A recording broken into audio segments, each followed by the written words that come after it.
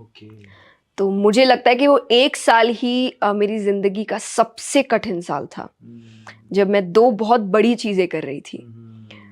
तो ठीक है, वो जर्नी निकल गई, लेकिन उस चीज़ ने मुझे बहुत कुछ सिखाया। पहला चीज़ बैलेंस करना सिखाया कि 2 इम्पॉर्टेंट चीज़ों को आप कैसे बैलेंस करते हैं, लेकिन प्रायोरिटी भी क्या है वो भी आपको समझा देती है एग्जैक्टली। कि आपकी प्रायोरिटी क्या है, उसको कैसे आपको आगे रखना है, लेकिन बाकी चीज़ों को नज़रअंदाज नहीं करना है।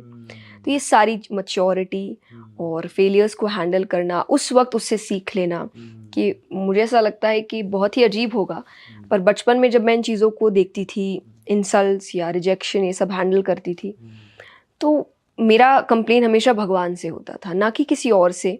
मुझे उनसे पूछती थी कि आप ऐसा क्यों कर रहे हैं, और क्यों कर रहे हैं का मतलब ही कि आप रीज़न जानना चाहते हैं। तो रीज़न ही आपको एक लेसन की ओर लेकर जाता है। तो ये चीज़ें मेरे साथ क्योंकि बहुत यंग एज में हुई, तो अब मुझे इन चीज़ों से ज़्यादा फ़र्क नहीं पड़ता। कोई भी फेलियर आए तो मैं तुरंत लेसन की ओर मुड़ जाती हूँ कि नहीं, बाकी अपसेट होना ये चीज़ें होती रहेगी, पर ये अभी सिखाना क्या चाह रहा है इस पे फोकस करो और सल्यूशन निकालो और आगे बढ़ो। तो ये मुझे उस चीज़ों की वजह से मिला है।